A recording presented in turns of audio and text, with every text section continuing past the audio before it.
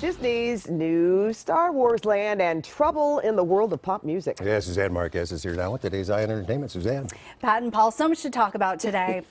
But we have to start with the fight over feminism, with bad blood brewing over who is more supportive of Kesha.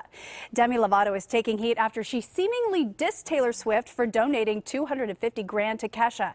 After news of the $250,000 donation went public, Lovato tweeted, "Take something to Capitol Hill or actually speak out about something, and then I'll be impressed." Swifties took it as a jab to Taylor, and Lovato followed up on Instagram saying, "Not everyone has $250K to just give to people. At least I speak up rather than trying to be politically correct 24/7. So much drama. In the end, they're all on the same team, supporting Kesha, who is trying to get out of her contract with Sony and her producer, claiming he drugged and raped her. Dr. Luke denies the claims and is countersuing for defamation.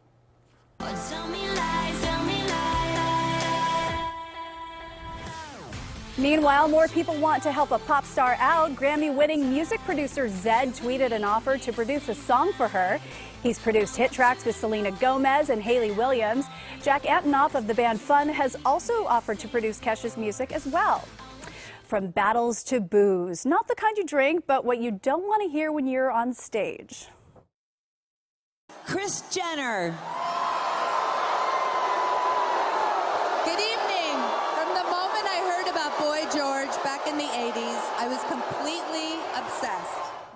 Kris Jenner got booed while introducing Boy George at iHeartRadio's 80s show last night, but she's used to ignoring the haters and soldiered through like the pro she is.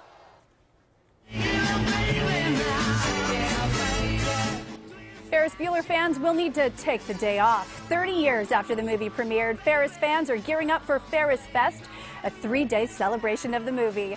The festival will be held in May in Chicago. Chicago is where the movie was filmed. Ferris Fest will include a screening, a tour of filming locations, and a recreation of the famous parade scene. The force is about to be really strong here in SoCal. Disney is giving us a sneak peek at what the Star Wars experience will look like at Disneyland. Check this out. Visitors will be greeted with 2 rides, a life-size version of the Millennium Falcon, which you can pilot. That's what it's supposed to look like. And a ride that gives you a front row seat to a fight between the Resistance and the First Order. Pat and Paul, isn't this incredible? Yes. Stormtroopers will be walking around, and check that out. The Mos Eisley Cantina, that's where you can meet me for a drink or just, some sightseeing. And it'll cover 14 acres. So they were clearing out all those different rides. Yes. Now we know why. Well, I'm going next month. Right? Though I will say we don't know when it's going to open. I think it's going to take like a year or 2. Oh, okay. So we'll just have to go back, right? Absolutely. We need to get the annual pass when we know that's opening. Okay. Thank you. Thanks.